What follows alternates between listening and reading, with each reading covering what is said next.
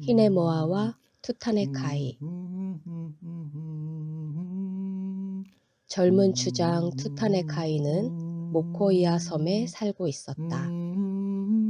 로토루아 주변에는 작은 마을들이 있었는데 때로 카누들이 모코이아 섬에 찾아와 바깥 소식을 전해주곤 했다. 그중 오우하타에 사는 아름다운 여인인 히네모아에 대한 이야기가 많이 회자되곤 했다. 투타네카이와 그의 형제들은 히네모아를 한 번도 본 적이 없었으나 그녀의 아름다움과 상냥함에 대한 소문만으로 이미 사랑에 빠졌다. 형제들은 모두 언젠가는 자신이 그녀와 결혼하게 될 거라고 말했지만 투타네카이는 아무 말도 하지 않았다. 그러나 그는 밤이 되면 산비탈에 있는 오두막집 발코니에 나가 오우하타 쪽을 향해 서서 캄캄한 바다를 바라보며 피리를 불었다. 히네모아는 가끔 친구들과 달빛 아래 앉아 있을 때 그 선율을 듣곤 했다. 그녀는 모코이아의 형제들에 대해 들어서 알고 있었고 음악이 오우하타로 전해질 때면 투타네카이의 피리 소리라고 여겼다. 어느 날 투타네카이와 모코이아 사람들이 오우하타를 방문하게 되었다. 투타네카이는 아리따운 히네모아를 보자마자 바로 알아보았고 히네모아 역시 그 키 크고 잘생긴 젊은 추장이 모코이아에 사는 피리 연주자라는 사실을 알 수 있었다. 그날 밤 두 사람은 만남의 집 한켠 어두운 곳에서 다시 만날 것을 약속했다. 히네모아는 가족들이 그들의 사랑을 허락하지 않을 것을 알고 있었기 때문에 밤을 틈타 몰래 찾아가겠다고 했다. 그러자 투타네카이는 음악 소리로 자신을 알릴 테니 찾아오라고 말했다.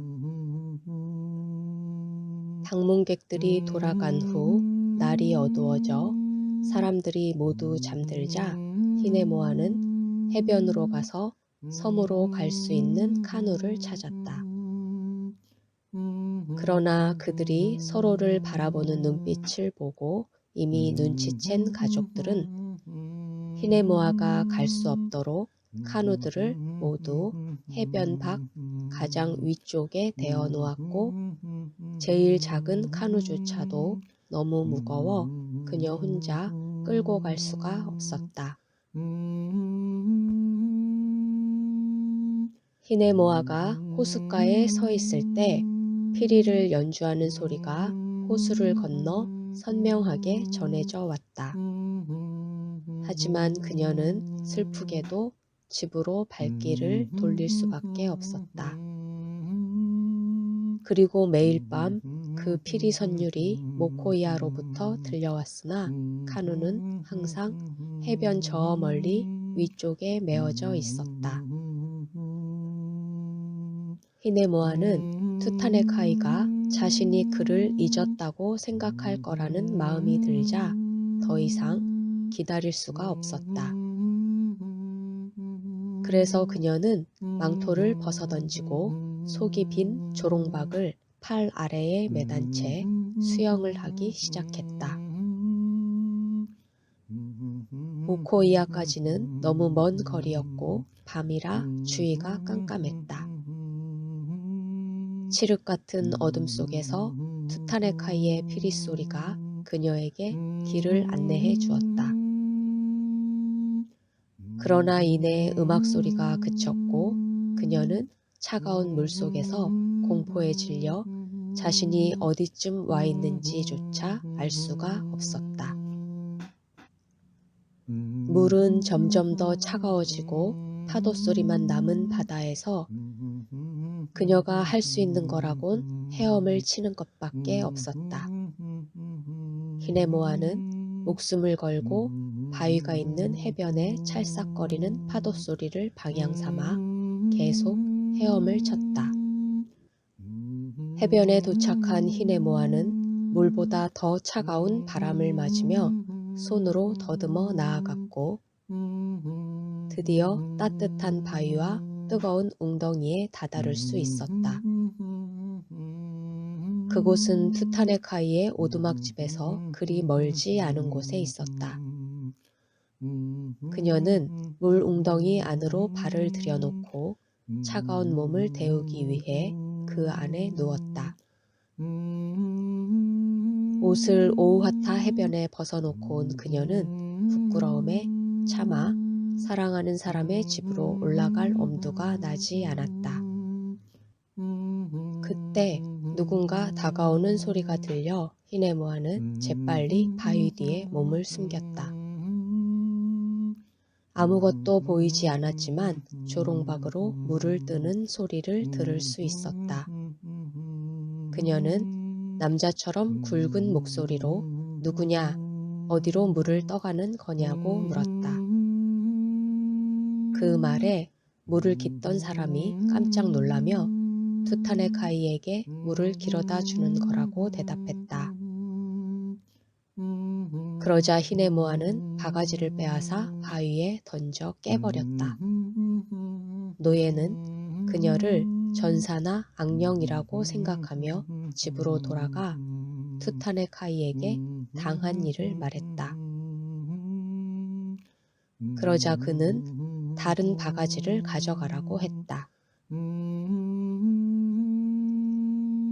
투타네카이는 눈을 부릅뜨고 피리를 연주했지만 히네모아가 오지 않자 자신을 잊은 게 아닐까 생각하고 있었다.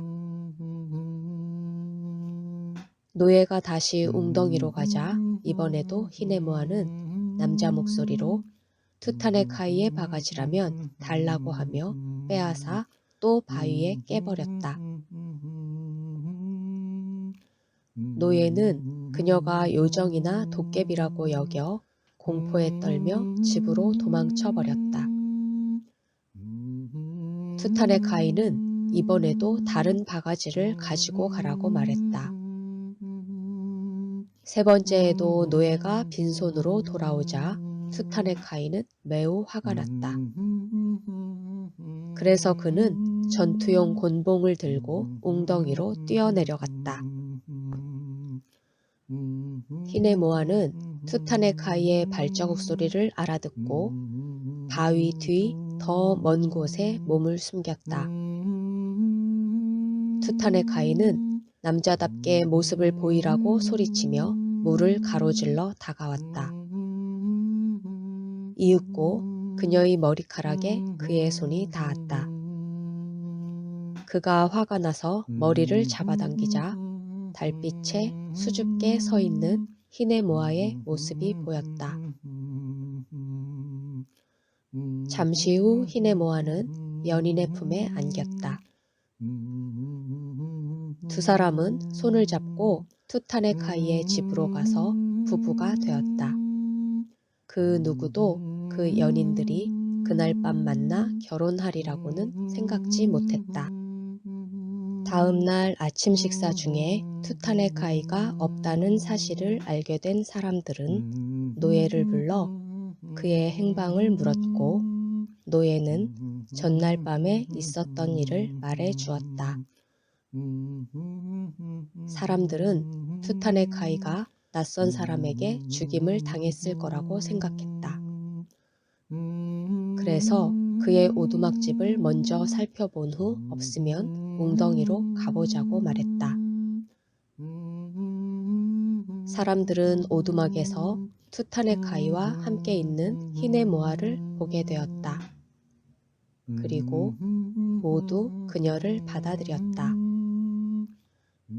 그날 밤 히네모아는 자신이 투타네카이의 피리 소리를 따라 깜깜한 물속을 헤엄쳐 호수를 건너오게 된 과정을 사람들에게 설명해 주었다.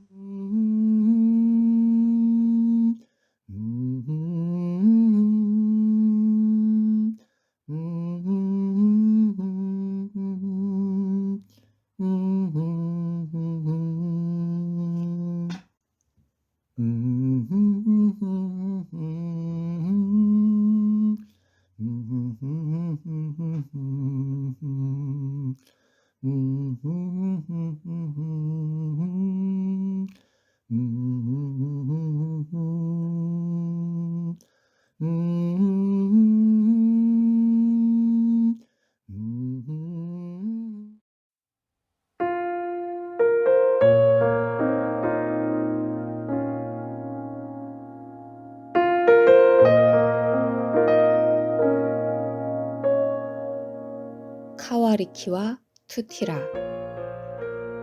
옛날 아오테아로아의 한 해변 마을에 카와리키라는 소녀가 살고 있었다. 그녀는 마을의 족장인 마타키테의 딸이었다. 카와리키는 다른 아이들과 함께 놀기도 했지만 아버지로부터 마을의 족장이 되기 위한 수업을 받아야만 했다. 카와리키의 가장 친한 친구는 투티라라는 이름을 가진 소년이었다. 두 아이는 하루 일과가 끝나면 해변으로 도망쳐 함께 놀았다. 시간이 지나 카와리키는 아름다운 처녀로 자랐고 투티라는 키가 크고 힘이 센 남자로 자랐다. 어느 날 족장 마타키테는 사람들을 모두 불러 모아 자신의 딸 카와리키가 이웃 마을의 족장과 결혼을 하게 될 거라고 말했다. 그리고 이것이 마을을 더욱 강하게 만들어줄 거라고 했다. 족장은 딸의 마음이 투티라에게 가는 것을 원하지 않았다. 그래서 그는 카와리키가 투티라와 말하는 것을 금지했다. 그러나 카와리키는 투티라와의 비밀스러운 만남을 지속했고 서서히 그들의 우정은 사랑으로 변해갔다. 어느 날 밤 족장은 카와리키가 집에서 살금살금 나가는 것을 보게 되었다. 그는 조용히 딸의 뒤를 밟았다. 그리고 풀숲을 지나 투티라가 카와리키를 기다리고 있는 것을 보고 분노에 가득 찼다. 그때 족장은 저주의 주문을 뱉으며 소리쳤고 투티라는 고통에 몸부림을 치며 땅바닥에 주저앉았다.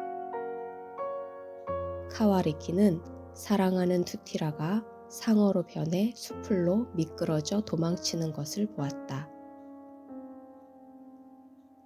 그녀가 아버지에게 제발 투티라를 도와달라고 애원했지만 그는 머리를 흔들며 가버렸다. 카와리키는 투티라의 이름을 부르며 수풀을 모두 뒤졌다. 그러다 지쳐 쓰러지자 그녀는 숲의 신 타네에게 도움을 요청했다. 그러자 타네가 상어가 된 투티라를 고사리 침대로 이끌었다. 카와리키는 투티라에게 너를 죽게 두지 않을 거라고 말하며 상어가 된 무거운 투티라의 꼬리를 잡고 수풀을 통과하여 해변으로 끌어냈다. 카와리키는 상어가 된 투티라와 함께 얕은 물에 누웠다. 그리고 깨질 것처럼 아픈 마음으로 슬픔을 노래했다. 그때 바다의 수호신 히네모아나가 카와리키의 노래를 들었고 그녀를 가엾게 여겼다. 그래서 히네모아나는 축복을 가득 담아 카와리키에게 잔잔한 파도를 보냈다. 그 잔잔한 파도가 카와리키를 감싸자 그녀의 눈물이 마법을 일으켰다. 그녀의 눈물이 투티라의 차가운 피부에 떨어지자 그가 회복되기 시작했다. 살아난 투티라는 보름달이 뜨면 돌아올 테니 기다려 달라고 말한 후 바닷속으로 사라졌다. 족장은 여름에 카와리키의 결혼식이 있을 거라고 공지했고 마을 사람들은 결혼식 준비로 모두 분주하게 움직였다. 어느 날 밤 카와리키는 보름달이 떠오르는 것을 보고 해변으로 가서 상어가 된 투티라가 나타나기를 고대하고 있었다. 자신을 부르는 소리가 들려 돌아보니 사람이 되어 서 있는 투티라가 보였다. 투티라는 카와리키의 눈물이 한 달에 한 번 사람으로 돌아갈 수 있게 해주었다고 설명했다. 그러나 아침이 되기 전에 다시 상어가 되어 바다로 돌아가야 했다. 그렇게 몇 달이 지나며 카와리키와 투티라의 사랑은 더욱더 깊어졌다. 그러나 마침내 그녀의 결혼식이 있기 전 마지막 보름달이 떴고 카와리키는 투티라에게 이제 다시는 볼 수 없을 거라고 말했다. 그들은 그렇게 눈물을 흘리며 작별 인사를 할 수밖에 없었다. 결혼식 날 카와리키는 하객들을 맞이하기 위하여 마을 사람들과 함께 해변으로 내려갔다. 그날은 맑은 날이었고 바다는 잔잔했다. 카와리키의 가족과 친구들은 손님들이 해변에 안전하게 배를 댈 수 있도록 안내했다. 그러나 바다의 신 히네모아나는 다른 계획을 가지고 있었다. 그녀는 족장이 자신의 허가를 받지 않고 바다의 마술을 사용한 것에 대하여 화가 나 있었다. 그래서 히네모아나는 거대한 파도를 일으켜 배를 뒤집었다. 그때 투티라가 사람들이 우는 소리를 듣고 그들을 돕기 위해 다가갔다. 투티라는 그들이 누구이며 무엇 때문에 왔는지 알면서도 그들을 도울 수밖에 없었다. 사람들은 헤엄쳐오는 상어를 보고 비명을 지르며 뒤집힌 배를 향해 달려들었다. 그리고 투티라는 배의 아래에 자신의 등 지느러미를 끼운 채 해변을 향해 헤엄쳤다.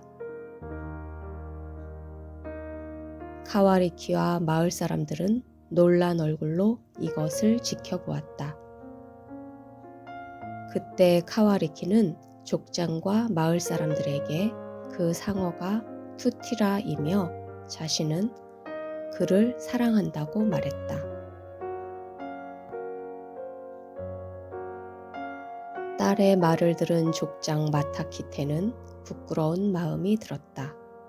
그래서 투티라와 카와리키에게 잘못했다고 말했고 바다의 신 히네모아나에게도 용서를 빌었다. 그러자 투티라가 다시 사람이 되었다. 그러나 그는 이전의 그가 아니었다. 그의 몸에 상어의 문신이 새겨져 있었기 때문이었다. 그 문신은 투티라가 바다의 족장이 되었다는 히네모아나의 선물이었다.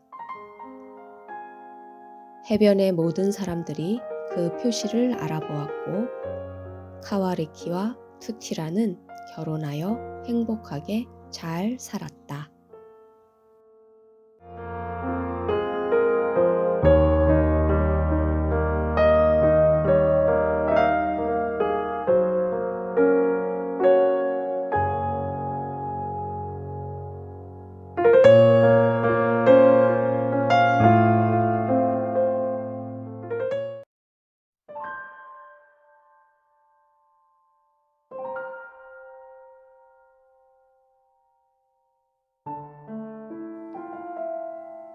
무지개가 된 우에누쿠.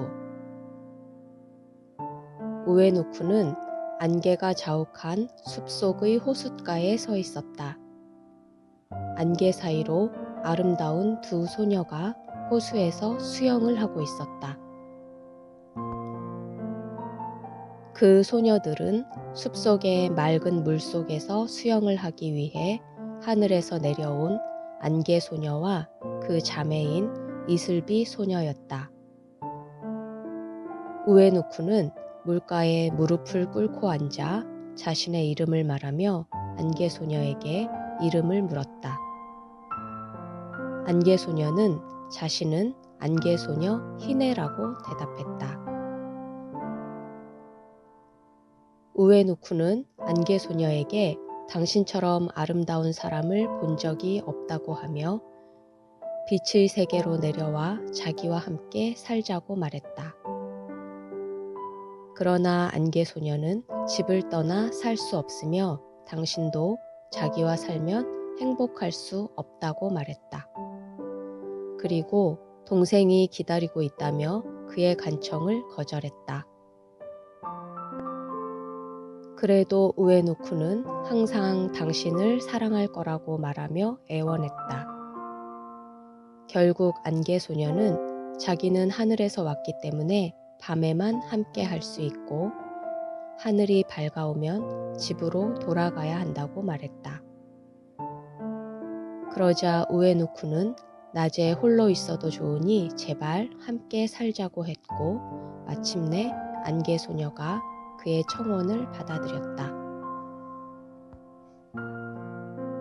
다음 날 아침 안개소녀는 동생을 만나 구름처럼 떠올라 하늘로 갔다. 그렇게 안개소녀는 밤이 되면 지상으로 내려와 남편과 지내고 아침이 되면 하늘로 사라졌다. 낮에도 아내와 함께하고 싶었던 우에누쿠는 어느 날 깔개로 창문을 가리고 틈을 이끼로 막아 오두막집을 한밤중처럼 어둡게 만들었다. 다음 날 아침 일찍 이슬비 소녀가 언니를 불렀지만 우에누쿠는 아내에게 동생이 잘못 안 거라며 어디를 둘러봐도 빛이 없는 깜깜한 밤이라고 말했다. 안개소녀는 이상하다고 생각하면서도 다시 잠을 청했고 더 이상 기다릴 수 없었던 이슬비 소녀는 혼자 하늘로 떠나갔다. 새소리와 사람들의 웅성거리는 소리에 잠에서 깬 안개소녀는 무언가 잘못되었다는 것을 깨닫고 소스라치게 놀라 밖으로 뛰어나갔다. 그러자 햇볕이 쏟아졌고 사람들은 숨막히게 아름다운 안개소녀를 보며 경탄했다. 안개소녀는 집 지붕 위로 뛰어올라 노래를 부르기 시작했다. 그 노래는 고통과 우에누쿠에 대한 사랑이 담긴 슬픈 노래였다. 그러자 맑은 하늘에서 구름 하나가 내려와 안개소녀의 주변을 맴돌더니 그녀의 목소리만 들리게 되었다. 그리고 잠시 후 그 구름은 하늘로 점점 더 높이 올라가 마침내 밝은 태양 속에서 흩어졌다. 우에누쿠는 밤마다 아내를 기다렸으나 안개소녀는 결국 돌아오지 않았다. 우에누쿠는 아내를 찾기 위해 먼 길을 떠났다. 많은 나라를 거치며 수많은 사람들에게 물었으나 아무도 안개소녀에 대해 아는 사람이 없었다. 오랜 세월 아내를 찾아다니던 우에누쿠는 결국 먼 나라에서 늙어 죽고 말았다. 그러자 그를 불쌍히 여긴 자비로운 신들이 그의 늙은 몸을 안아 일으켜 무지개로 변신시키고 모든 사람들이 볼 수 있도록 하늘에 걸어 두었다.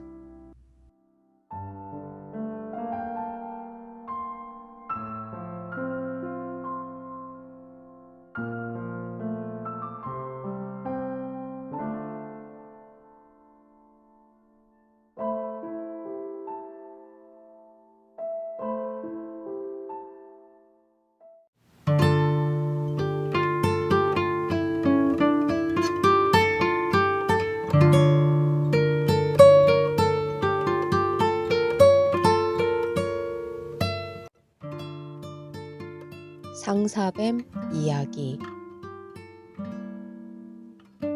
조월천과 상사뱀.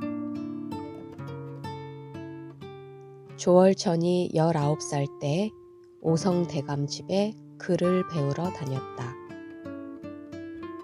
이방의 딸 월이는 매일 자기 집 앞을 오가는 조월천의 모습을 담장 너머로 보고 그만 마음을 빼앗겨 버렸다. 어느 날 월이는 편지를 써서 돌멩이에 묶어 조월천이 지나가는 앞에 떨어뜨렸다. 그러고는 숨죽여 담장 안에서 지켜보고 있는데 조월천은 그 편지를 집어 읽고는 찢어버린 후 가던 길을 가버렸다. 그 모습을 본 월이는 그만 상사병이 나서 알아 누웠다. 갑자기 드러누운 딸의 목숨이 오락가락하자 보다 못한 이방이 조월천에게 찾아가 딸을 한 번만 만나달라고 사정하였다. 그러나 조월천은 연신 무시하였고 속절없이 세월만 흘러갔다. 그러던 어느 날 갑자기 소나기가 쏟아지는 바람에 조월천은 비를 피하기 위하여 이방의 집에 들어가게 되었다. 이방은 진수성찬을 마련하여 잘 대접한 뒤 조월천 때문에 생긴 마음의 병이니 딸에게 다가가 말이라도 건네주거나 그것도 못하겠다면 얼굴이라도 한번 쓰다듬어 달라고 하였다. 그렇게라도 하면 딸이 몸을 좀 추스를 수 있지 않을까 하는 기대 때문이었다. 조월천은 이방이 하도 사정하니 억지로 발을 떼어 월의 방에 들어갔다. 하지만 어찌할 바를 몰랐고 얼른 자리를 뜨고 싶은 마음뿐이었다.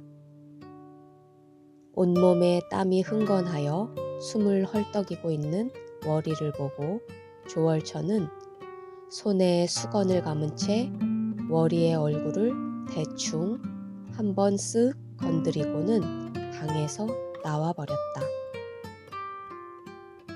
월이는 자기가 산 것이라 손 닿는 것조차 꺼린다고 생각하여 크게 절망한 나머지 그만 상사뱀이 되어버렸다. 정신이 오락가락하는 지경에서도 조월천이 방에 들어오는 것을 알고 무슨 말이라도 해주려나 기대했던 마음이 일순간에 무너져 버렸던 것이다. 다음 날 조월천이 글을 배우러 갔는데 스승의 눈에 조월천의 뒤를 따라오는 뱀이 보였다. 뱀은 스승이 호통을 치자 물러났으나 다음 날도 그 다음 날도 계속 뱀이 따라오는 것이었다. 보다 못한 스승은 그 뱀을 잡아 붓대롱에 집어넣어 조월천에게 주면서 절대 뚜껑을 열지 말고 잘 간수하라고 하였다.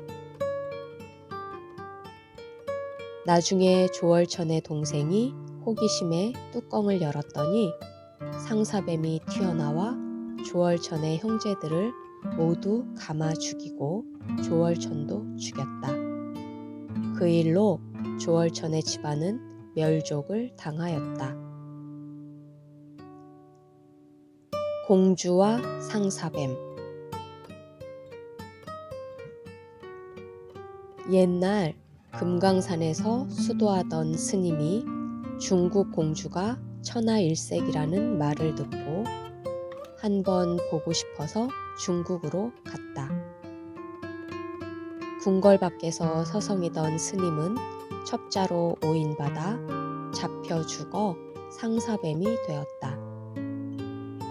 상사뱀은 공주가 잠자는 사이에 몰래 공주의 몸에 붙었다. 상사뱀이 붙은 공주는 궁에서 쫓겨나 방랑하다가 금강산을 구경하고 싶어서 고려로 왔다.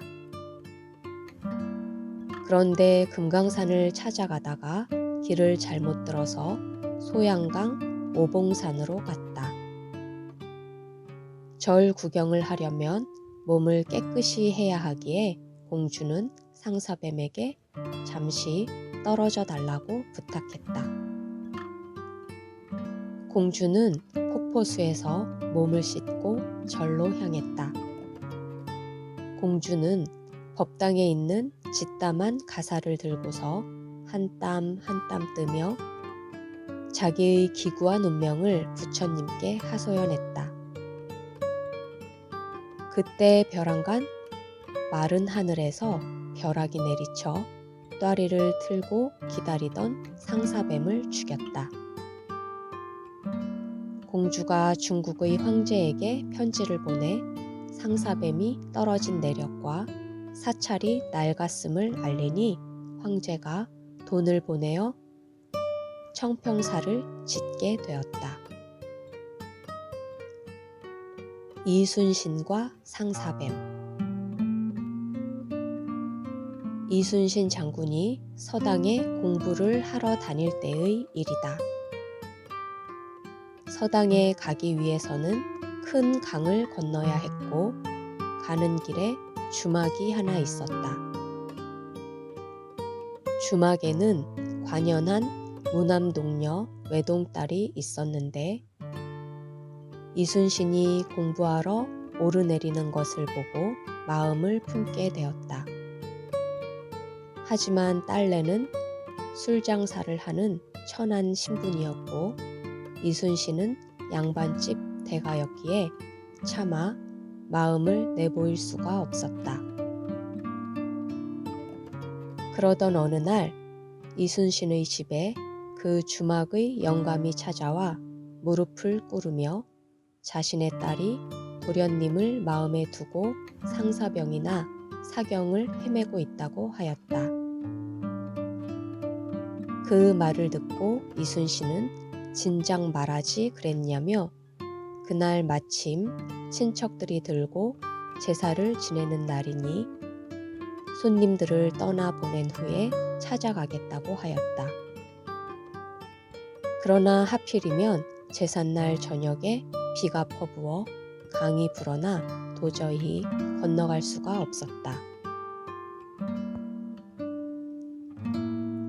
이순신이 다음 날 주막을 찾으니 밖에까지 울음소리가 들렸다. 간밤에 딸이 죽은 것이었다. 딸의 부모가 문을 열어주지 않아 이순신이 이유를 묻자 딸이 죽어 구렁이가 되었다고 하였다. 이순신은 그래도 문을 열라고 하였고 부모가 할 수 없이 문을 여니 구렁이가 고개를 번쩍 들고 있었다. 이순신은 위아래 옷을 모두 벗고 방으로 들어가 마음속에 넣어놓고 있으면 어떻게 아느냐며 구렁이에게 자신의 몸을 맡겼다. 그러자 구렁이가 이순신의 온몸을 한참 동안 칭칭 감고 있다가 풀어주었다.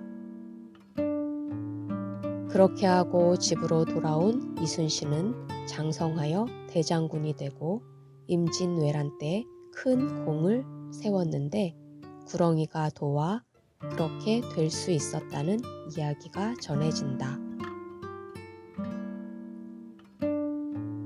상사뱀과 상사바위. 옛날 한 스님이 시주를 하러 다니다가 문구멍으로 한 처녀를 보고 그만 한눈에 사랑에 빠지고 말았다. 스님의 신분으로 여염집 처녀를 마음에 둘 수는 없었다. 결국 이루어질 수 없는 사랑에 괴로워하던 스님은 시름시름 앓다 죽어 구렁이가 되었다. 구렁이는 처녀를 찾아가 온몸을 칭칭 감고 처녀가 흘리는 눈물을 받아먹으며 살았다. 그리고 처녀는 점점 말라갔다. 마을 사람들이 총동원되어 구렁이를 떼어내려 했으나 도무지 구렁이가 떨어질 줄을 몰랐다. 마을 사람들은 한 몸이 되어버린 처녀와 구렁이를 산속의 연못가에 있는 큰 바위에 데려다 놓고 상사풀이를 했다. 온갖 짓을 다 해도 구렁이가 꼼짝하지 않자 동네 사람들은 구렁이와 처녀를 함께 연못 안으로 밀어 넣어 버렸다. 이후 그 바위가 상사바위로 전해진다. 남명과 상사뱀. 남명 선생이 서울로 유람을 가는 길에 한 여관에 들러 잠을 자게 되었다. 마침 여관은 부모가 상을 지내러 가서 처자 혼자 지키고 있었고 두 사람은 그날 동침을 하게 되었다. 다음 날 길을 떠나는 남명에게 처자가 언약을 하자고 하니 남명은 서울에 갔다가 보름 후 오겠다고 하였다. 그러나 남명은 보름 후 처자의 집이 아닌 자신의 집으로 가버렸고 처자는 그만 상사가 들어 구렁이가 되고 말았다. 부모가 왜 이렇게 되었냐고 물으니 처자는 남명과의 일을 모두 이야기했고 그 말을 들은 처자의 아버지가 남명을 찾아가 딸의 이야기를 전했다. 그리고 그를 딸에게로 데려갔다. 그러자 구렁이가 된 딸은 혀로 남명의 입을 훑고 몸을 찬찬히 감아 그날 밤 함께 잠을 잤다. 이튿날 남명은 큰 궤에 구렁이를 넣어 짊어지고 자신의 집으로 가서 벽장에 넣어두었다. 당시 남명의 집으로 공부를 하러 오는 제자가 3사람 있었는데 하루는 남명이 제자들에게 놀러 나가라고 하며 자신도 밖으로 나갔다. 그때 한 제자가 나가지 않고 있다가 벽장 안의 구렁이를 몽둥이로 패서 죽여버렸다. 남명이 들어와 벽장을 열어보고 구렁이를 어떻게 했느냐고 묻자 제자가 죽였다고 하였다. 그 말을 들은 남명이 제자에게 빨리 집으로 돌아가라고 하였다. 구렁이를 죽인 제자가 집으로 돌아간 후 조금 있으니 갑자기 하늘에서 뇌성병력이 일어 그만 그 집안이 몰사하였다.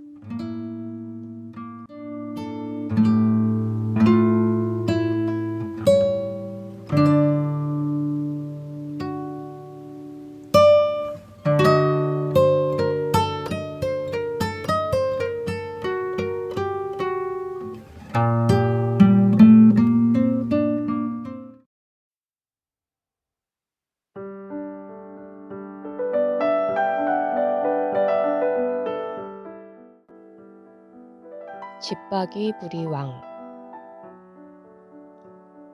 한 왕에게 매우 아름다운 딸이 있었다. 그러나 공주는 너무도 오만하고 자존심이 강해서 찾아오는 구원자들에게 모두 퇴짜를 놓았고 그들의 약점을 찾아내어 비웃곤 했다. 어느 날 왕은 딸과 결혼할 만한 젊은이들을 모두 한자리로 불러 모아 큰 잔치를 벌였다. 공주는 왕, 왕자, 백작, 남작, 신사계급의 순으로 줄지어선 젊은이들을 차례차례 둘러보며 이번에도 역시 모두의 흠을 잡았다.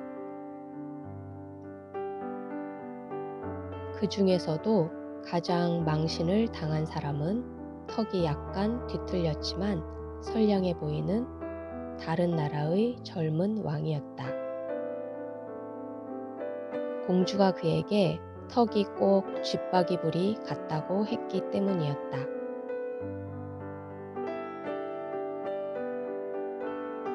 그때부터 그 왕은 쥐빠기부리로 불렸다. 아버지 왕은 딸이 사람들을 비웃고 조롱하기만 하는 것을 보고 화가 나서 궁전으로 처음 찾아오는 거지에게 딸을 주겠다고 맹세했다. 며칠 뒤 떠돌이 가수가 창문 아래로 와서 돈을 구걸하며 노래를 부르기 시작했다. 그러자 왕이 그를 불러들여 공주 앞에서 노래를 부르게 했고 그에게 공주를 아내로 맞으라고 했다. 공주가 아버지에게 아무리 애원을 하며 매달려도 소용이 없었다.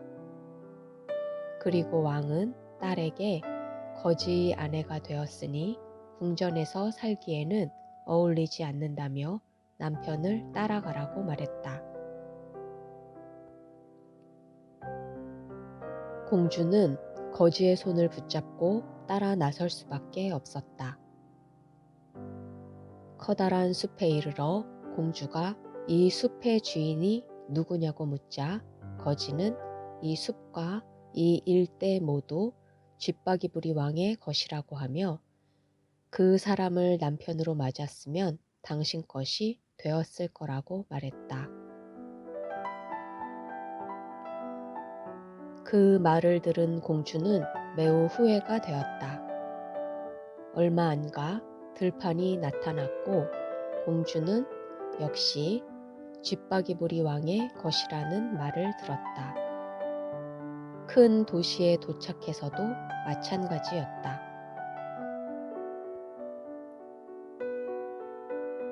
드디어 두 사람은 작은 오두막집에 도착했다. 공주는 작고 누추한 집에서 하인들이 아닌 자신이 직접 불을 피우고 요리를 해야 하는 것에 대하여 매우 놀랐다. 그리고 아무것도 할 줄 아는 게 없어 모두 남편이 도와주어야만 했다. 더구나 남편은 매일 꼭두새벽부터 아내를 깨워 집안일을 시켰다. 며칠 만에 그나마 있던 양식이 떨어지자 남편은 아내에게 바구니를 짜보라며 버드나무 가지를 잘라왔다. 그러나 거친 버드나무 가지에 공주의 손이 상처투성이가 되자 안 되겠다며 이번에는 배를 짜보라고 했다. 하지만 거친 실에 공주의 손가락이 자꾸 베이자 이번에는 시장에 나가서 항아리를 팔아보라고 말했다. 공주는 사람들이 항아리를 파는 자신을 보고 비웃을 거라고 생각했지만 굶어 죽지 않으려면 어쩔 수가 없었다. 그렇게 항아리를 팔게 되었는데 공주가 아름다워서 사람들이 항아리를 잘 사갔다. 어떤 사람들은 돈만 주고 항아리를 가져가지 않을 정도였다.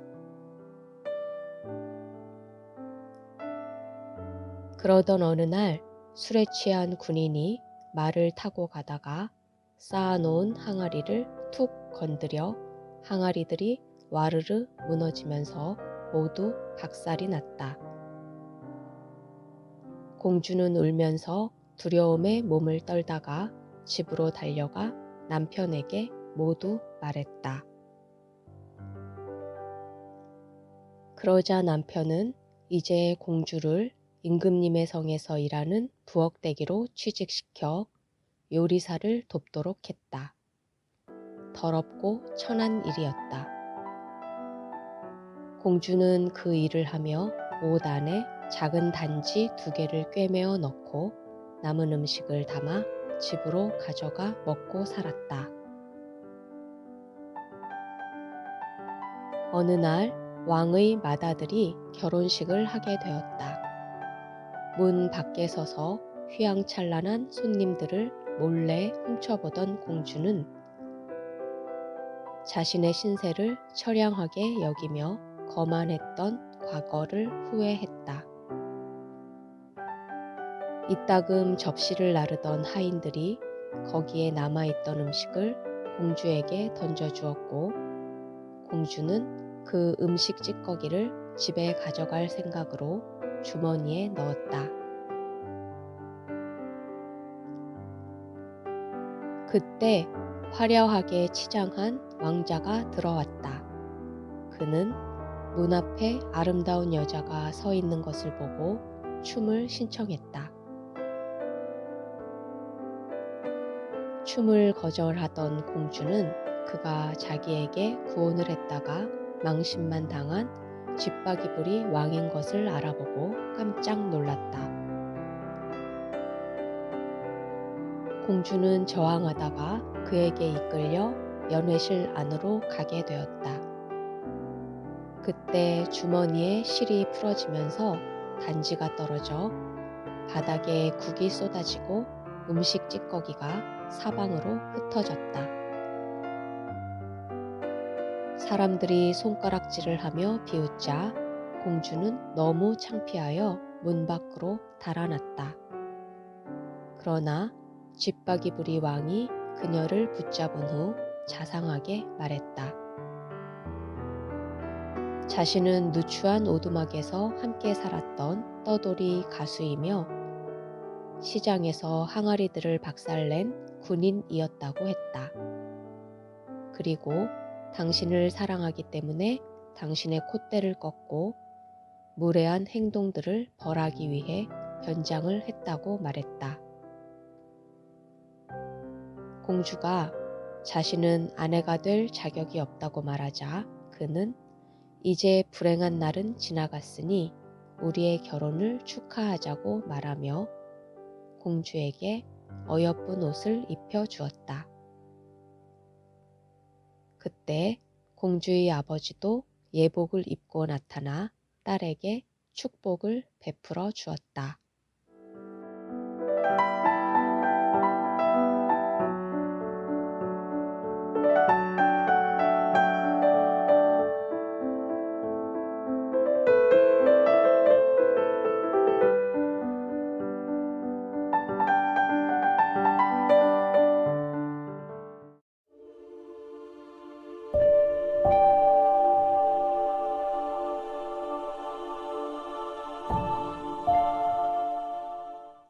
선녀와 나무꾼.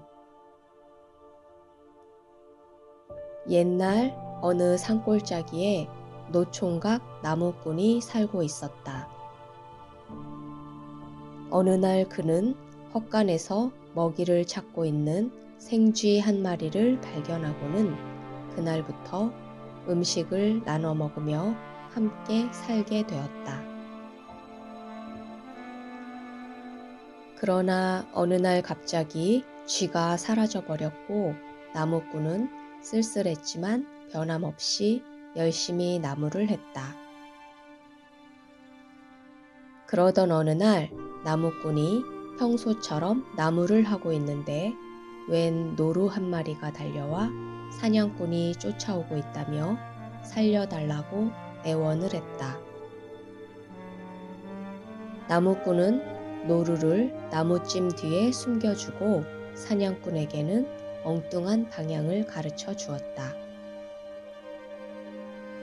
사냥꾼이 사라진 후 노루가 나와 은혜를 갚기 위해 소원을 들어주겠다며 산봉우리 아래 연못이 있는데 달밤이면 선녀들이 내려와 목욕을 할 거라고 말했다. 그때 선녀가 벗어놓은 옷을 몰래 감추면 그 선녀와 살 수 있을 거라고 말했다. 하지만 자식을 셋 낳기 전에는 절대 선녀에게 옷을 내주지 말라고 당부했다. 나무꾼은 노루가 시키는 대로 하여 낯선 지상에 홀로 떨어진 하늘나라 선녀를 색시로 얻게 되었다. 그리고 몇 년이 지나 아이가 둘이 되었다. 그러던 어느 날 선녀가 나무꾼에게 날개옷을 한 번만 보게 해달라고 졸랐다. 그러자 나무꾼은 아이도 둘이나 낳고 정이 들었으니 괜찮을 거라고 여겨 감춰두었던 옷을 보여주었다. 그러나 선녀는 날개옷을 입은 후 양팔에 두 아이를 안고 인사만 남긴 채 하늘로 날아올랐다. 아내와 아이들을 잃고 넋이 나간 나무꾼은 노루에게 찾아가 도움을 요청했다. 그러자 노루는 이제 더 이상 선녀들이 목욕을 하러 내려오지 않는다고 말했다. 그 대신 하늘에서 두레박을 내려 연못에 물을 퍼 올리고 있으니 세 번째 두레박이 내려오거든 물을 쏟고 그 속에 들어앉으라고 말했다. 나무꾼이 올라오자 하늘나라에서는 지상의 인간이 머물 곳이 아니니 당장 쫓아내야 한다고 야단이었다. 특히 선녀의 두 언니와 형부가 앞장서서 나무꾼을 쫓아내려 하였고 선녀의 아버지 옥황상제는 시험을 통과하기 전에는 사위로 인정할 수 없다고 말했다. 첫 번째 문제는 동서들과 실력을 겨루는 문제로 두 동서가 숨으면 나무꾼이 찾아내는 숨바꼭질 시합이었다. 나무꾼은 선녀의 귀띔으로 닭장 안의 여러 마리 닭 중 횃대에 앉은 두 마리 수탉에 사람의 손톱과 발톱이 비쳐 보이는 것을 발견하고 두 동서임을 알아냈다. 옥황상제는 보기보다 재주가 있다며 이제부터가 진짜 시험이라고 말했다. 그리고 신하를 시켜 화를 내오게 하더니 금화살을 하나 재어 있는 힘껏 시위를 당긴 후 그 화살을 찾아오면 사위로 인정하겠다고 말했다. 나무꾼이 걱정에 빠져있자 선녀가 말을 하나 청하되 비루 먹은 말을 골라야 한다고 말했다. 나무꾼은 옥황상제한테 가서 화살을 찾아올 테니 말을 한 필 내달라고 하였다. 그리고 마구간에 온갖 좋은 말을 마다하고 한 구석에서 빌빌거리고 있는 말을 골랐다. 하지만 그 말은 하늘과 땅을 마음대로 날아다니는 용마였다. 용마를 타고 금화살을 찾아 산을 넘고 강을 건너 헤매다니던 나무꾼은 어느 날 한 낯선 땅에 당도했다. 사람이라곤 찾아볼 수 없는 이상한 기운이 감도는 곳이었다. 나무꾼이 나무 밑에서 쉬고 있는데 갑자기 1000마리나 되는 쥐가 한꺼번에 달려들어 나무꾼을 꽁꽁 잡아먹더니 좋은 사냥감을 잡았다며 쥐 대왕 앞으로 끌고 갔다. 쥐 대왕이 나무꾼을 보고 깜짝 놀라 포박을 풀게 하니 그 쥐는 옛날 나무꾼에게서 음식을 얻어먹던 쥐였다. 나무꾼이 쥐 대왕에게 그간의 사연을 이야기하자 쥐 대왕은 아무 걱정 말라며 부하들에게 세상 천지를 두루 염탐하여 금화살이 있는 곳을 알아내라는 명령을 내렸다. 그날부터 수천 수만 마리 쥐들이 사방 천지를 다니면서 금화사를 찾기 시작했고 마침내 쥐들은 기지를 발휘하여 고양이 나라 고양이 왕의 베갯머리에 꽂혀 있는 금화사를 쏙 뽑아왔다. 이렇게 쥐 대왕에게서 금화사를 받아든 나무꾼은 용마에 올라타 하늘로 향하였다. 그런데 그때 하늘을 뱅글뱅글 돌고 있던 솔개 2마리가 갑자기 내리닥쳐 금화사를 물고 달아나는 것이었다. 곧이어 독수리 1마리가 다시 바람처럼 날아들어 그 화살을 빼앗아 가지고 어디론가 사라져 버렸다. 나무꾼은 넋이 나간 채 바라볼 뿐이었다. 닭 쫓던 개 신세가 되어 집으로 돌아온 나무꾼이 선녀에게 하소연하자 선녀가 이것 말씀이냐며 금화살을 내놓았다. 선녀는 언니들이 화살을 훔친 것을 자기가 다시 되찾았다며 이제 아무 걱정 하지 말라고 말했다. 그렇게 하여 금화살을 옥황상제에게 바친 나무꾼은 당당히 하늘나라 사위로 인정을 받아 예쁜 아내와 귀여운 2 자식을 데리고 오래오래 행복하게 살았다고 한다.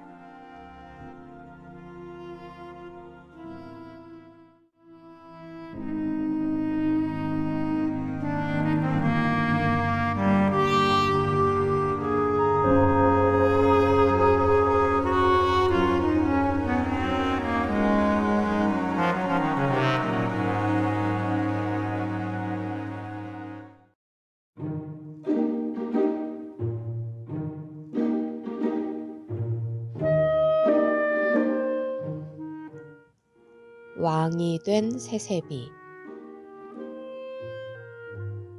옛날 어느 고을에 새를 잡아서 먹고 사는 총각이 있었다. 그는 부모도 집도 없이 오직 새총 하나를 들고 다니면서 여러 종류의 새들을 잡아 모닥불에 구워 먹었다. 그래서 사람들은 그 총각을 새새비라고 불렀다. 어느 날 새새비는 다른 날처럼 새총을 들고 새를 잡으러 다니고 있었다. 마침 어느 집 울 안의 배나무에 참새 1마리가 앉아 있었다. 새새비는 새총을 당겨서 참새를 명중시켜 떨어뜨렸다.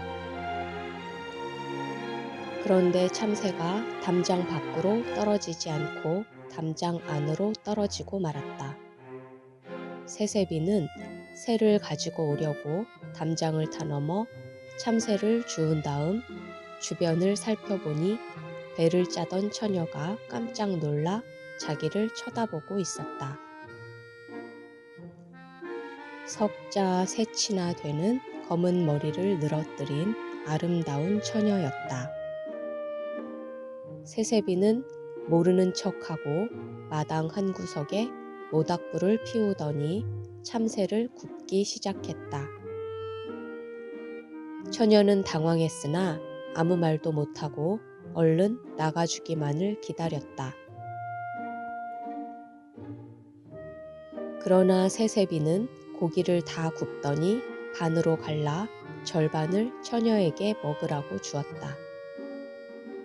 처녀는 빨리 고기를 받아야 새새비가 나갈 것 같아 고기를 받아 먹었고 그러자 새새비는 미소를 지으며 담을 넘어서 돌아갔다.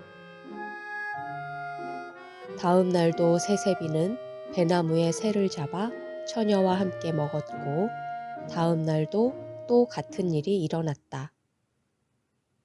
그러나 그 다음 날은 배를 다 짜도록 새새비가 찾아오지 않았다. 처녀는 돌멩이를 집어 배나무에 앉은 새를 향해 던져보았다. 그러나 맞을 리가 없었다. 그때 갑자기 나타난 새새비가 쇠고기 값을 받으러 왔다고 하였다. 처녀가 깜짝 놀라 자기는 가진 게 없다고 말했다. 그러자 세세비는 매일 맛있는 쇠고기를 구워줄 테니 그럼 자기랑 함께 가서 살자고 말했다. 세세비가 처녀의 손을 잡아 끄니 처녀는 마지못한 듯 따라 나섰고 세세비는 몸에 힘이 솟아 처녀를 업고 담을 뛰어넘었다. 그렇게 도망을 친 두 사람은 산속 외딴 곳에서 자리를 잡고 살림을 시작했다. 세세비는 각시 옆에 있는 게 좋아서 먹을 것이 떨어졌는데도 좀처럼 밖으로 나가 일할 생각을 하지 않았다. 보다 못한 각시가 자기가 보고 싶을 때 보라고 하며 각시의 모습이 똑같이 그려진 그림을 주었다. 그제야 세세비는 그림을 가지고 밖으로 나가 일을 하기 시작했다. 그러던 어느 날 세세비가 일을 하다 말고 그림을 꺼내어 살펴보는데 갑자기 휑 하고 바람이 불더니 그림이 큰 길까지 날아가 마침 길을 가던 신하 일행 앞에 떨어졌다. 임금의 명을 받고 왕비를 찾으러 나선 신하였다. 신하는 임금이 찾아오라던 머리카락이 석자 새치 되는 아름다운 여인이 그림 속에 있는 것을 보고 근방의 마을을 다 뒤졌다. 그러다 막 우물에서 물을 깃던 세세비의 각시를 다짜고짜 가마에 태워 길을 떠났다. 산에서 급히 뛰어내려온 세세비가 그 모습을 발견하고 쫓아가며 각시를 불렀다. 그때 각시가 가마에서 고개를 내밀며 새 잡아서 3년, 공부해서 3년, 뜀뛰어서 3년, 모두 9년을 공부한 후 찾아오라는 말을 남긴 채 속절없이 붙잡혀 갔다. 세세비 각시를 본 임금은 자신이 원하던 짝을 만났다며 좋아했다. 그러나 각시는 자기는 임자가 있는 몸이며 9년이 지난 후에는 몰라도 그 전에는 임금과 결혼을 할 수가 없다고 말했다. 어느덧 세월이 흘러 9년이 지났고 임금은 이제 자기랑 결혼을 하자고 하였다. 그러자 각시가 대신 그 전에 한 가지 청이 있다며 궁궐 문을 열고 크게 한번 거지 잔치를 열어 달라고 하였다. 그렇게 하여 온 나라에 알려 거지 잔치를 하게 되었고 나라 안에 거지들이 궁궐로 몰려들기 시작했다. 그 중에는 9년 동안 공부를 한 세세비도 끼어 있었다. 세세비는 새털을 이어 엮은 장옷을 입은 채 궁궐로 들어섰다. 이상한 옷을 입은 세세비는 궁궐 문을 들어오면서 춤을 추듯 훌쩍훌쩍 몸을 움직였고 임금 옆에 앉아있던 각시가 세세비를 발견하고 깔깔 웃기 시작했다. 9년 동안 각시가 웃는 모습을 한 번도 본 적이 없었던 임금은 그것을 보고 각시를 기쁘게 해주기 위해 단 아래로 내려가 제 옷을 세세비에게 주고 세세비의 새털 옷을 빼앗아 입고는 너울너울 춤을 추기 시작했다. 그때 각시가 세세비를 바라보며 말했다. 세바 세바 세세바 세잡아 3년 공부해서 3년 뜀뛰어서 3년 9년 동안 무엇을 했나. 그 말을 들은 세세비는 퍼뜩 깨닫고 임금의 옷을 입은 채로 번개처럼 용상으로 뛰어올라 거지를 물리치라고 호령을 했다. 그러자 군사들이 달려들어 새털옷을 입은 임금을 궁궐 밖으로 내쫓았고 임금이 아무리 소리를 쳐봐도 소용이 없었다. 그렇게 하여 왕과 왕비가 된 세세비와 각시는 나라를 잘 다스리며 행복하게 잘 살았다고 한다.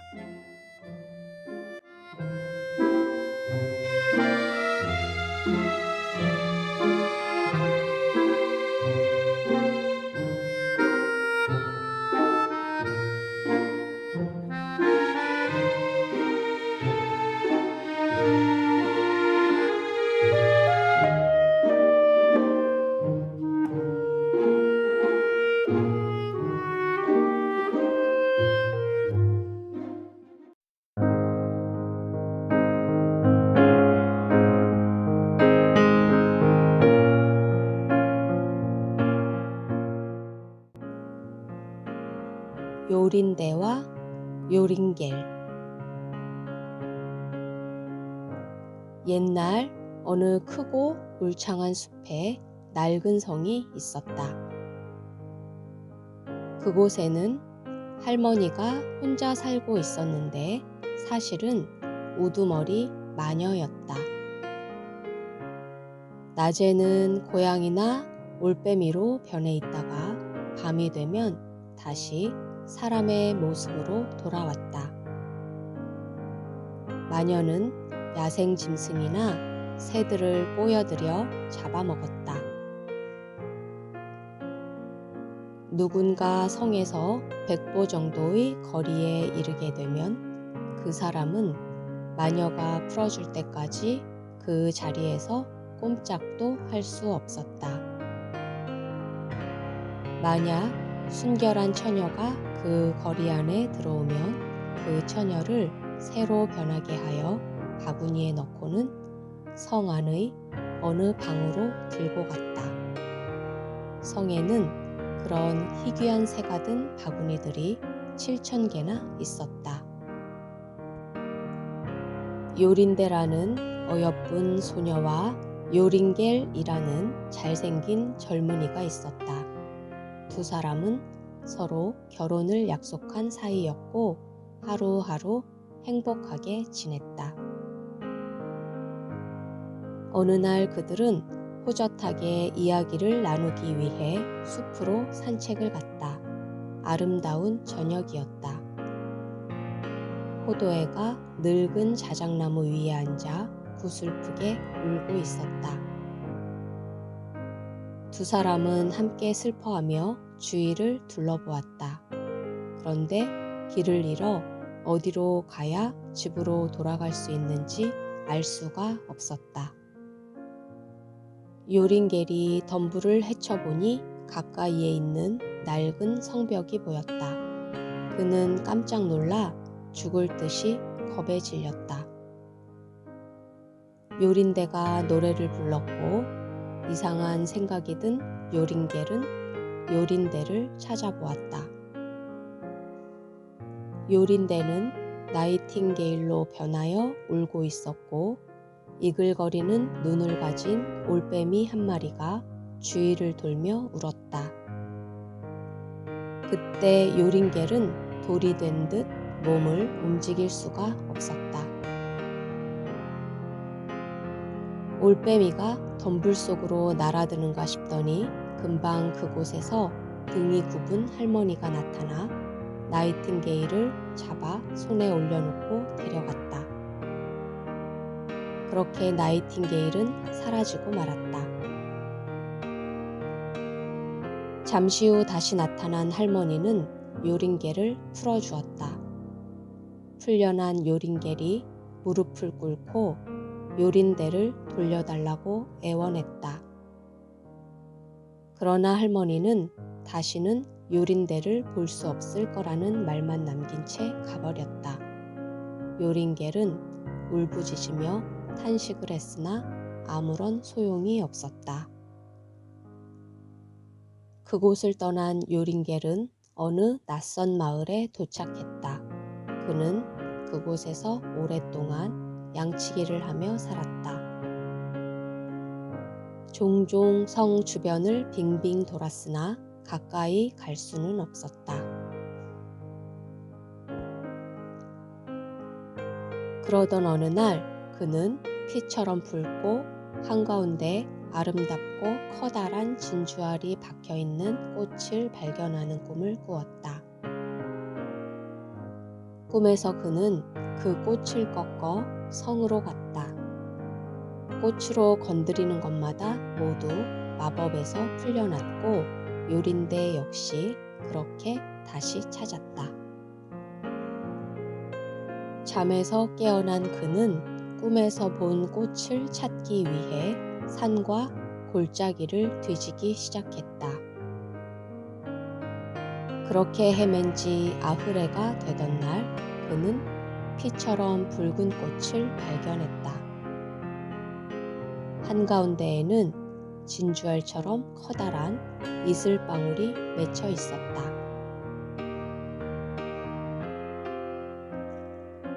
그는 그 꽃을 꺾어 들고 밤낮을 가리지 않고 걸어서 성으로 갔다.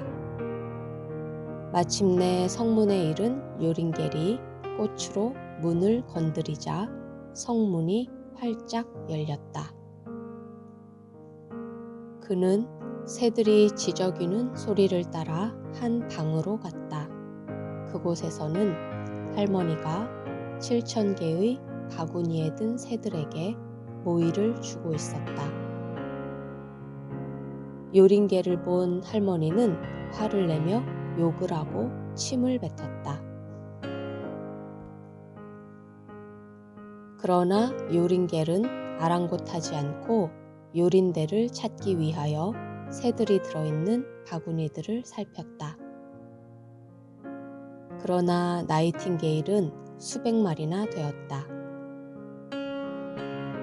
그때 할머니가 요린겔 몰래 어떤 새가든 바구니를 들고 문 쪽으로 가는 것이었다. 요린겔은 그것을 알아차리고 나는 듯이 달려가 그 바구니를 꽃으로 건드렸다. 그리고 할머니도 그렇게 했다.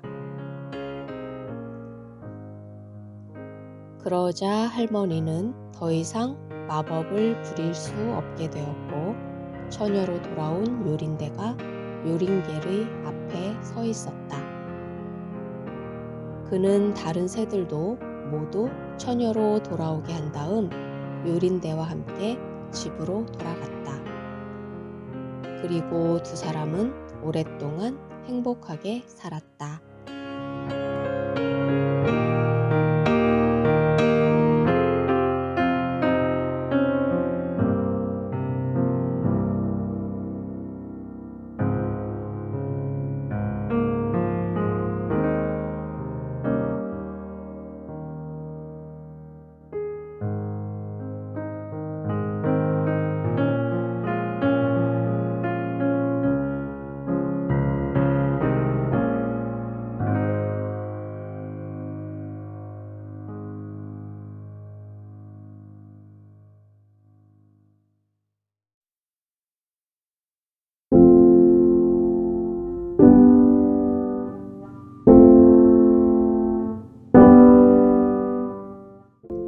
구렁덩덩 신선비.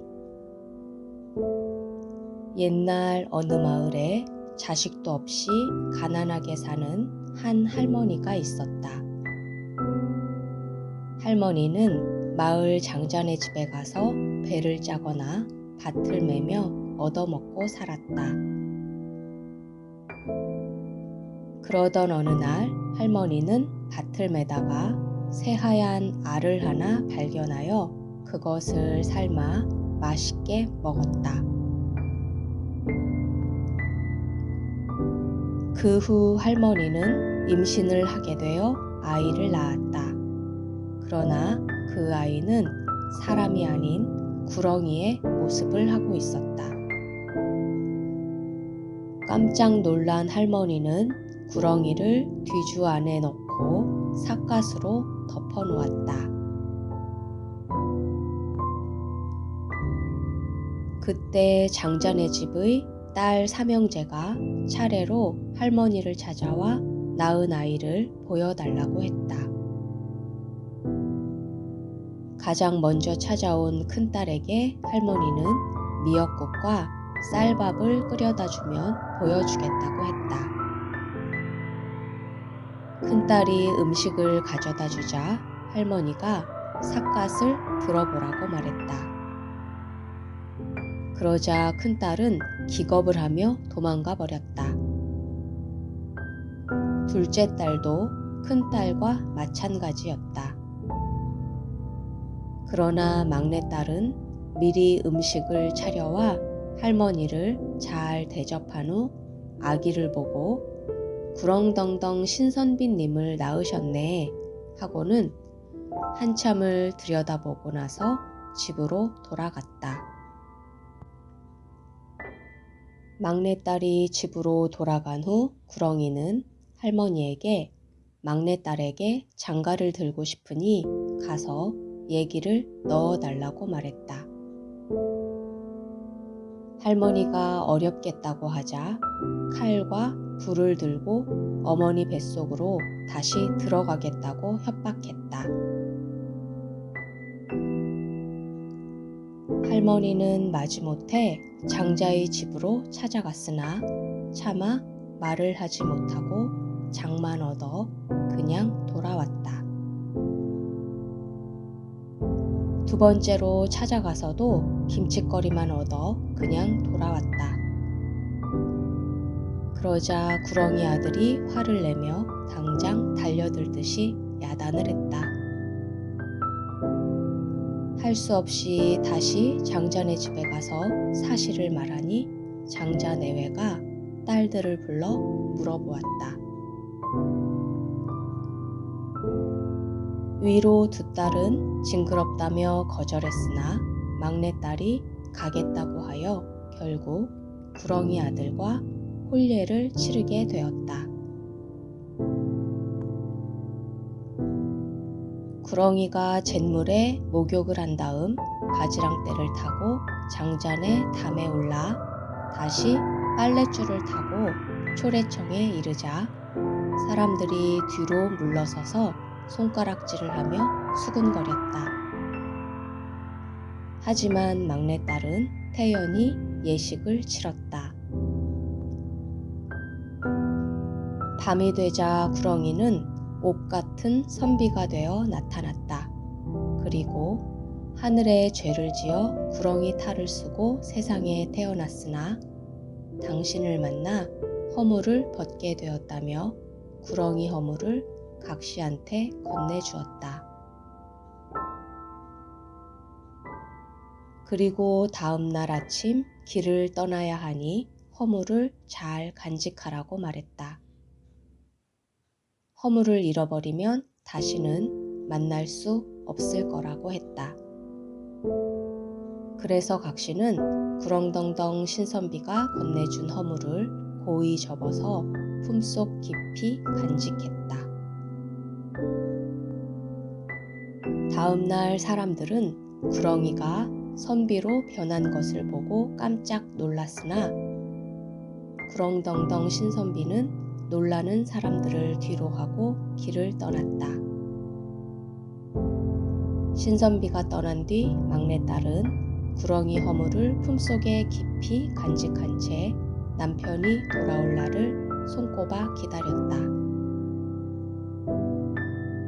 그런데 두 언니가 동생이 몸을 씻는 사이 재빨리 구렁이 허물을 훔쳐다가 태워버렸다.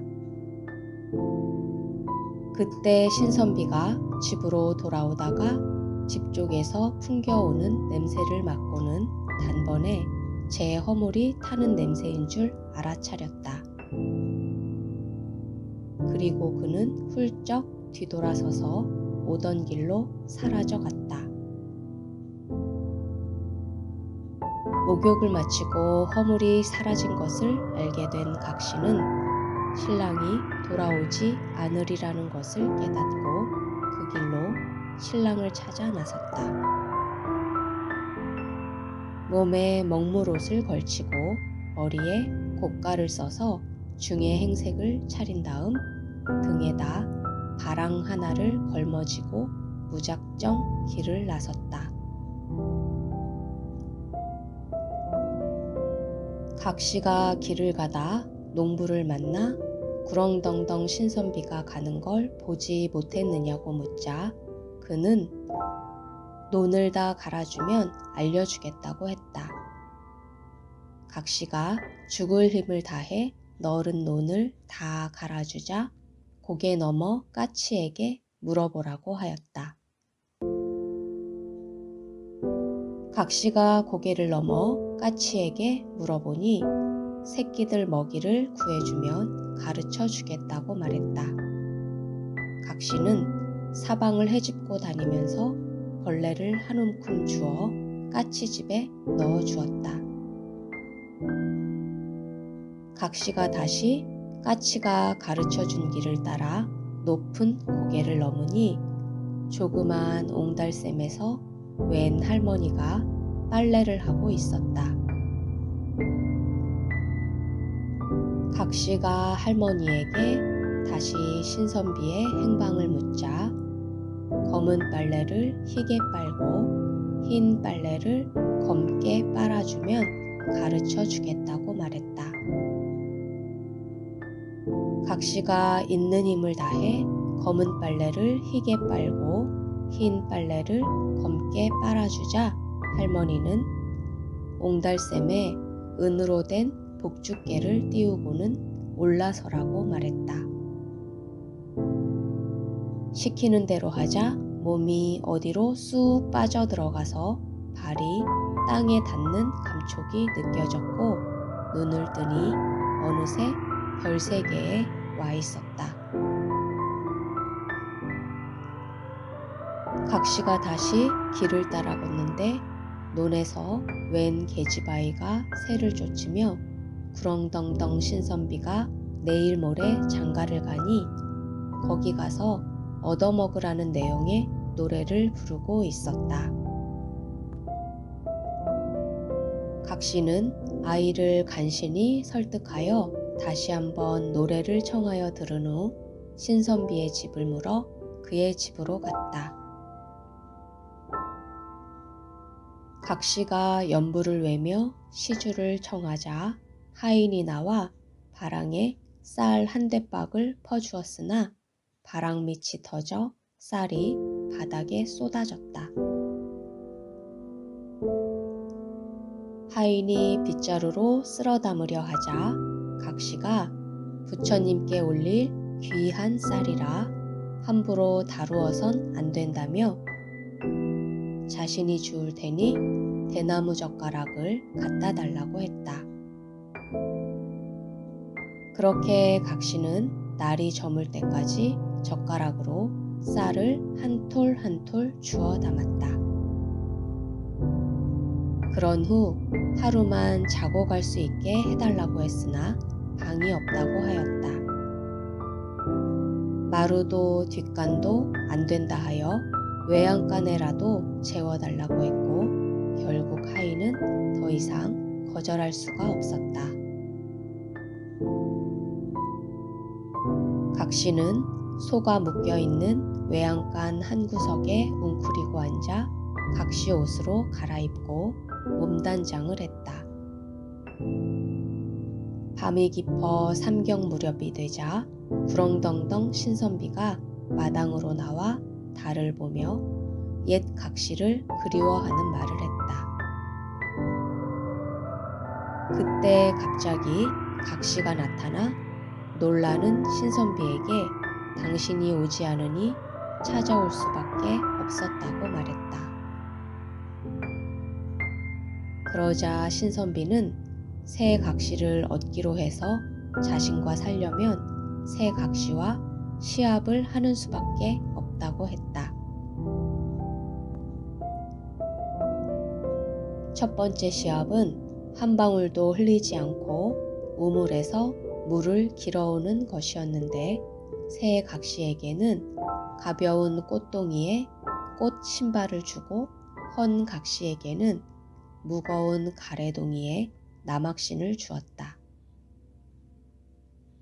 새 각시는 촐랑촐랑 걸으면서 물을 찰찰 엎질러서 물이 두멍에 반도 차지 않았고, 헌 각시는 물을 한 방울도 흘리지 않고 그대로 이고 와서 부으니 물이 두멍에 가득 차 넘실거렸다. 다음은 수수께끼 시합이었는데, 첫 번째 문제는 새 중에 제일 큰 새가 무엇인지 맞히는 것이었다. 새 각시가 이새 저새 온갖 새 이름을 대는데, 헌 각시는 새 중에 먹새가 제일 크다고 대답하여 답을 맞췄다. 두 번째는 고개 중에 제일 넘기 어려운 고개가 무슨 고개냐는 문제였다. 새 각시가 이 고개 저 고개 온갖 고개 이름을 대는데, 헌 각시는 보릿고개라고 대답하여 또 답을 맞췄다. 마지막 시합은 호랑이 눈썹 3개를 구해와서 망건관자를 만들면 신선비와 함께 살 수 있고, 그러지 않으면 살 수 없다는 것이었다. 새 각시는 멀리 갈 것도 없이 마을 구석에서 고양이 3마리를 붙잡아 그 눈썹을 빼왔다. 그리고 헌 각시는 남학신을 신은 채 호랑이를 찾아서 깊은 산속으로 들어갔다. 한참 산중을 헤매던 헌 각시는 호호백발 할머니가 살고 있는 오두막집으로 가게 되었다. 각시가 명을 잡고 있는 할머니에게 도와달라고 간청하자 할머니는 엉덩이를 번쩍 쳐들더니 들어가 있으라고 말했다. 각시가 할머니 엉덩이 밑에 들어가 있는데 갑자기 밖에서 어흥 소리가 나더니 호랑이 한 마리가 들어와 넙죽 절을 했다. 사람 냄새가 난다는 호랑이의 말에 할머니는 내가 사람이니 사람 냄새가 나는 건 당연하다며 이를 잡아줄 테니 무릎에 누우라고 말했다. 할머니는 이를 잡는 척 하다가 눈썹 하나를 쏙 뽑았다. 그렇게 두 번째와 세 번째 호랑이에게서도 눈썹을 하나씩 뽑은 후 호랑이가 나가자 할머니는 엉덩이를 들어서 각시를 꺼내 주었다. 그리고는 눈썹을 가지고 가서 망건관자를 만들라고 말했다. 각시는 할머니한테 큰 절을 올린 다음 호랑이 눈썹 3개를 고이 간직하고 돌아와서 망건관자를 만들었다. 헌 각시한테서 호랑이 눈썹 관자를 받아든 신선비는 이 각시가 진짜 내 각시라고 선언했다. 그렇게 하여 새 각시는 쫓겨가고 장자의 막내딸이 구렁덩덩 신선비의 각시로 인정받아 아들, 딸 낳고 오래오래 행복하게 잘 살았다고 한다.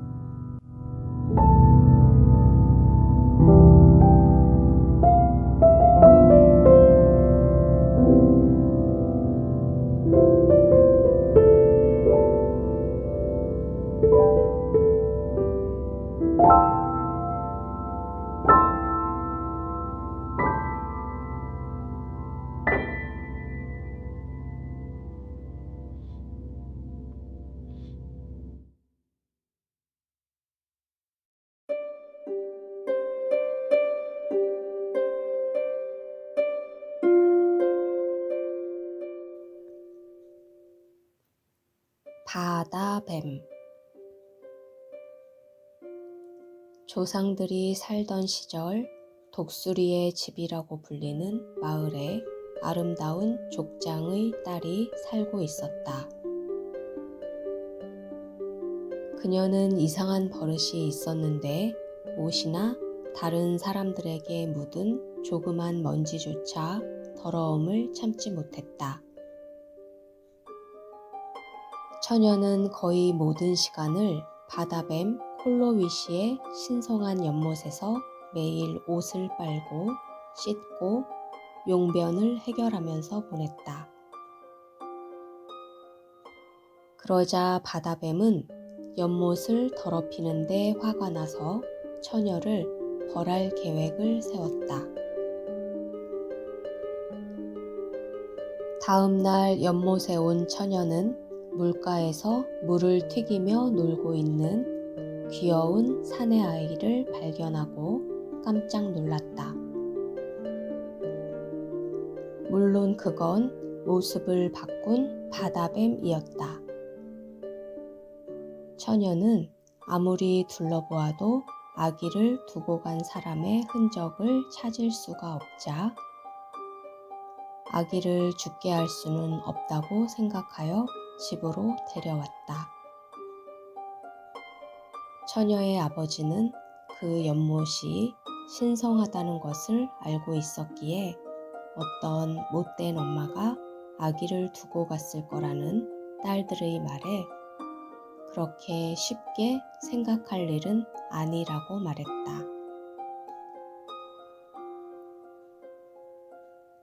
밤이 되어 아기가 잠이 든 척을 했고 처녀가 잠이 들자 아기는 몸을 점점 늘여 바다뱀이 되더니 처녀를 둥글게 만 다음 자기의 꼬리를 자기의 입에 가져갔다. 아침이 되어 여동생이 언니를 불렀으나 대답이 없었고 언니의 방문을 밀어보았지만 문이 열리지 않았다. 동생은 사람들을 불러 언니의 방문을 당겼고 바다뱀에 커다란 비늘이 보일 만큼 틈이 생기자 모두 겁에 질렸다. 아버지가 바다뱀에게 딸의 잘못에 대한 보상을 할 것이고 딸은 당신의 것이니 한 번만 자기에게 돌려달라고 말했다. 바다뱀이 또아리를 느슨하게 풀자 집뿐 아니라 마을 전체가 흔들렸다. 마침내 처녀가 도와달라고 하며 울었고 그제야 바다뱀이 그녀가 지나갈 수 있도록 비켜주었다. 족장은 바다뱀과의 약속대로 엄숙한 의식을 행하며 보물을 준비했고 딸을 불러 이 재물들을 가지고 바다뱀에게 가라고 했다.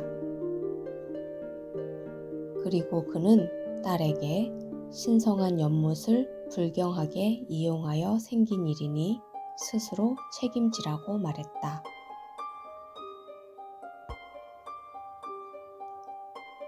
처녀는 바다뱀과 함께 길을 떠났다. 두려움과 피곤함으로 쓰러지려고 할 때면 바다뱀은 천천히 그녀의 뒤를 밀어줘 길을 찾을 수 있게 해주었다.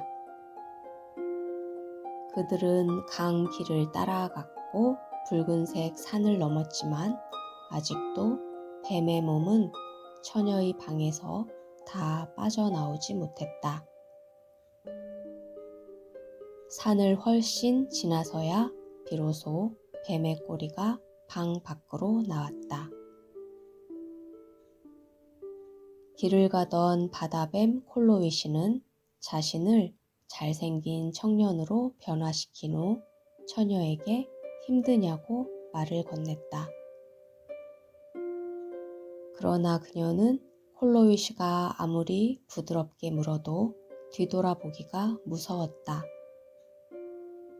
그러다가 용기를 내어 뒤를 돌아다 보니 아주 잘생기고 근사하게 차린 청년이 서 있었다. 처녀가 무시무시한 괴물이 어디로 갔느냐고 묻자 청년은 계속 뒤를 따라온 것은 자기였다고 말했다. 그리고 뱀 껍질을 보여준 후 사랑을 고백하며 함께 있어 달라고 했다. 그렇게 두 사람은 함께 길을 떠났고 처녀는 슬픔을 잊은 채 홀로위시를 따라 바다뱀의 거처로 들어가 영원히 그와 함께 살게 되었다.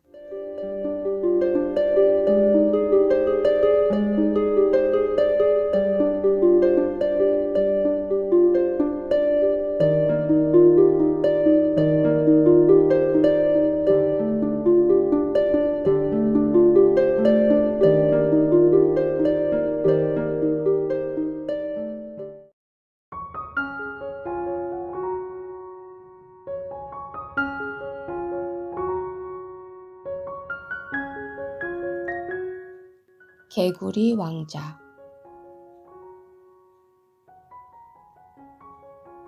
옛날 사람이 원하는 것이면 무엇이든 이루어지던 시절 한 왕에게 아름다운 딸들이 여럿 있었다. 그 중에 막내딸은 유독 아름다워서 해조차도 막내 공주에게 빛을 뿌릴 때마다 감탄할 정도였다. 왕이 살고 있는 성 부근에는 울창한 숲이 있었고 숲에는 늙은 보리수가 있었으며 그 나무 아래에는 샘이 하나 있었다. 막내 공주는 날이 더울 때 그 숲으로 가서 시원한 샘물가에 앉아 있는 것을 좋아했다. 그러다가 심심해지면 황금공을 가지고 놀기도 했다. 그러던 어느 날 공주가 황금공을 공중에 던졌다가 잡으려 하는데 그만 손에 맞고 튀어나가 샘에 빠지고 말았다. 샘은 바닥이 보이지 않을 정도로 깊었고 공을 잃어버린 공주는 울기 시작했다.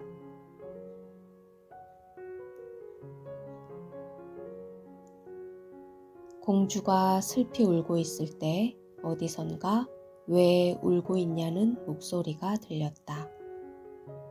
주위를 둘러보니 개구리 한 마리가 물 밖으로 두툼하고 못생긴 머리를 내밀고 있었다. 공주가 개구리에게 울고 있는 이유를 말하자 개구리는 자기가 공을 찾아다 줄 수 있다고 말하며 대신 뭘 해줄 거냐고 물었다.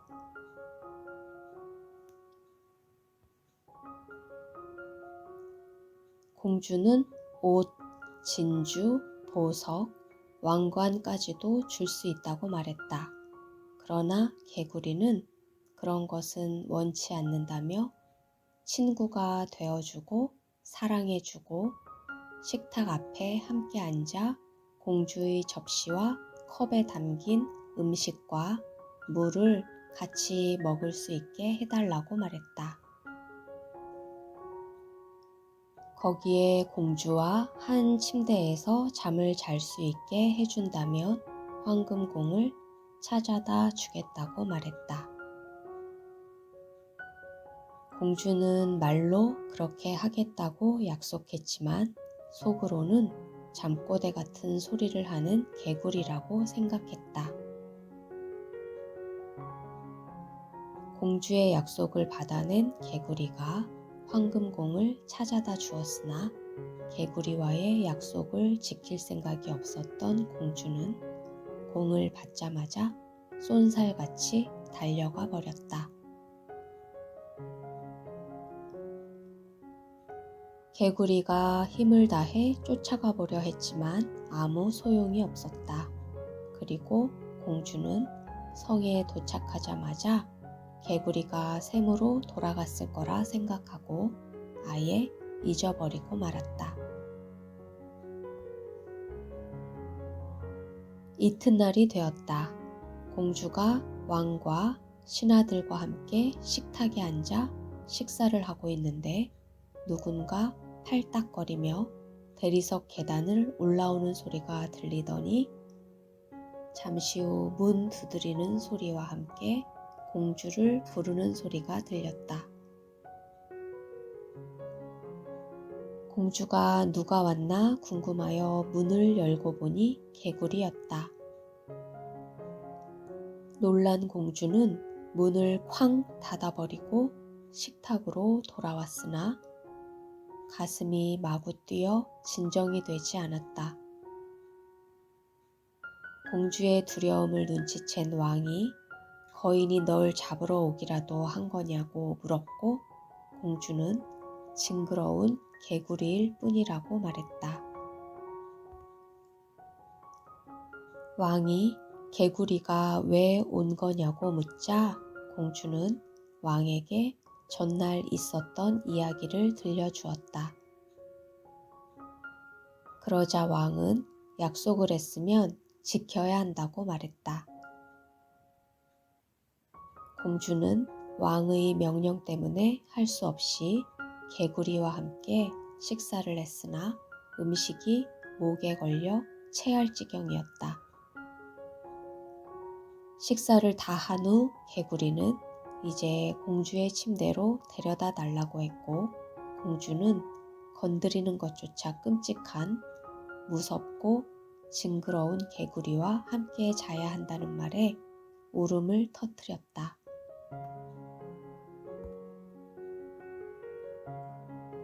그러나 이번에도 왕이 어려움에 처했을 때 도와준 상대를 무시하는 건 옳지 못한 일이라며 나무랐다.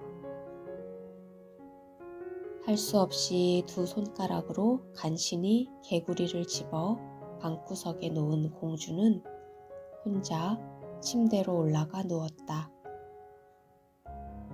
그러자 개구리는 함께 자지 않으면 왕에게 일러 바치겠다고 했고 그 말에 화가 난 공주는 개구리를 들어 벽에 던졌다.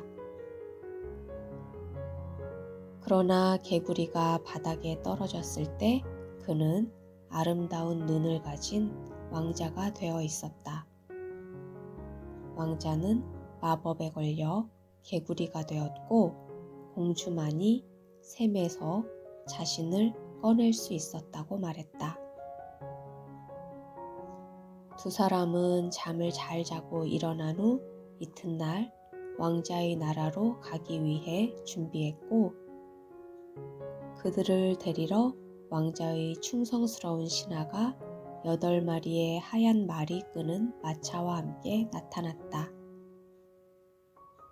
신하는 자신의 주인이 개구리가 되었을 때 그 슬픔과 괴로움으로 가슴이 터질 것만 같아 가슴을 철로 된 띠로 감았었는데 이제 구원을 받은 주인으로 인해 기뻐서 가슴이 부풀어 오르자 그 철로 된 띠가 터져 나갔다.